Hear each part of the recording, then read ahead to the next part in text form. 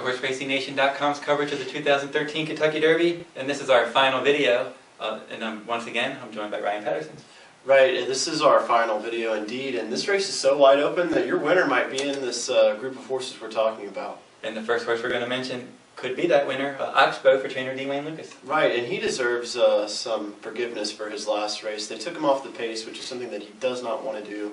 Turning for home, he got stuck behind a wall of horses, had dirt kicked all on his face, and when he finally got clear, he finished up a little bit. Now this is a horse that's been hung out on the outside every time this year. If he can get a middle pack post, somewhere like 8, 9, 10, 11, 12, get there up near the pace, stay out of trouble, don't be surprised to see OXBOW, the three-quarter sibling to Painter, the Haskell Invitational winner, find himself as the next winner of the Kentucky Derby. He does scare me a little bit because you mentioned, of the things you mentioned, he's been hung out in bad posts, I think maybe 5 times in his last 6 starts, or something. He's been in post 10 or further out, and last time he broke slow under Gary Stevens, he split the 10-horse field, and now Stevens knows him, and Lucas is going to keep him aboard and said they're not going to make that mistake again. Interesting that both career wins, he went wire to wire. And I'm thinking maybe they think that they want to try to get out to the front or close to the pace. Yeah, OXBOW needs to be on the engine. If he's not within, if he's not 2nd, 3rd, 4th, 5th early, I would be very, very worried if my money was on him. That's true. In the Rebel Stakes, he did stalk the pace. He said about 3 lengths back, but he just missed. But I think he's best if he can they just let him run. He's a free running horse. Exactly. He wants to go, and if he can get into that kind of rhythm, no reason based on pedigree that he can't get the distance, and he's got the right connections, and he's shown enough ability that he could surprise. And for as much ability as OXBOW has shown, I'm not so sure we've seen his best race yet. He's one, like I said, he's like one of my bubble contenders, but he does scare me a little bit here. I think that if he runs the race, if he runs his race, that he's up on the pace. It's within the realm of possibility. It is. Absolutely. Now we're going to kind of talk about a cluster of horses that are down towards the bottom that may or may not run in the Derby. Falling Sky, the next one, who's another one that could show some speed. He's another pace factor, and he's out of his mare is by a Kentucky Derby winner, Sea Hero. He's got a lot of early speed, but it looks like he's just going to go up there and probably hit a brick wall when they turn for home. He looks like that sort of a cut below the best. Right. He'll be forwardly placed, but he can't outfinish anybody, and he's not quick enough to outfoot him early. Exactly. And he a couple of. He reminds me of like a Sharp Humor or a Keyed Entry type of horse. Yeah, I think you're right. Charming Kitten for Todd Pletcher. Charming Kitten, wow, the Ramseys, they just broke the record for wins by an owner at Keeneland, and they could not be any hotter if they tried. But that said, Kitten's Joy is mostly known as a turf sire. He's had some horses with success on dirt, but Charming Kitten's going to have to show me that he can do it first. Yeah, I agree. He did okay in his last start, finishing 3rd. He got enough points. I just think maybe he's more like a turf synthetic type horse, and he's going to struggle against this competition. Code West for Baffert has 20 points. He's another one on the bubble. Right, Code West, he ran well in the Risen Star, was 2nd, I believe, beaten by that big long shot. Whose name I don't know. I Struck a Nerve. I Struck a Nerve, thank you. Code West, I'm going to have to go with Pretender.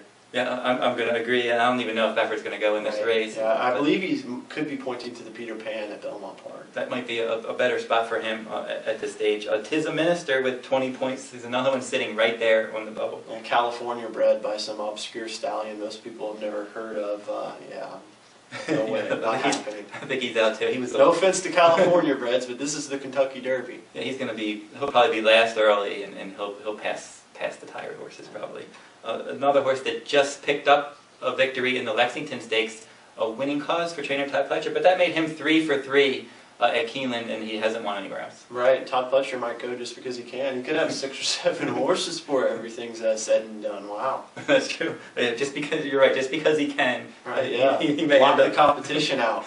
He's going to have half the field in here. Yeah. And he'll have horses coming from every direction, on the lead, in the middle, and in the back. Coordinated. He'll have it all covered. A Golden Soul only has 14 horses, but he's at Churchill Downs. He's training there. He just had to work the other day. Dallas Stewart wants him in the race. Right, yeah. A horse by Perfect Soul is not going to win the Kentucky Derby.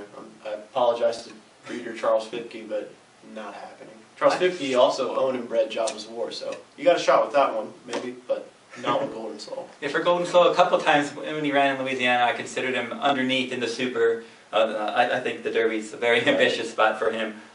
Another pretender. Right. And that's not to say that these aren't good horses. Yeah. The fact that we're even talking about them means that they're exceptional animals.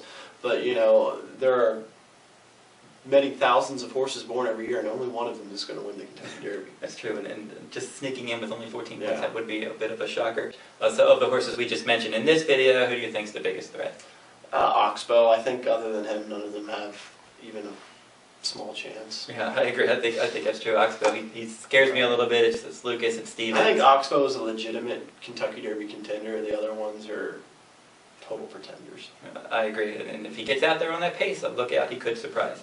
Now, out of all the horses that we mentioned, maybe your top one out of all of them, or maybe your top three that you consider the biggest threats up to this point before their final workouts. Wow, you didn't tell me you were going to ask this, Jared. So I have to make a preliminary pick. Without thinking about it, I'm just going to say it's my lucky day.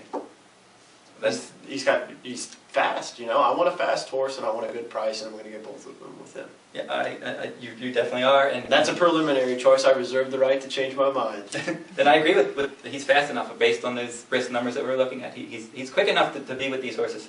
If he can run that same Florida race in Kentucky, he's going to be right there throughout. I'm going to stick with Revolutionary at this point, but I'm still going to wait for those final works before I make up my final decision. But so far, so good. I'll pick him. Call me 5 minutes before post, and I'll let you know who I like. Yeah, we'll shoot a video right before post, and we'll try to get it on, and you can watch it and see who we pick. Okay, so that'll wrap up our coverage of the Kentucky Derby.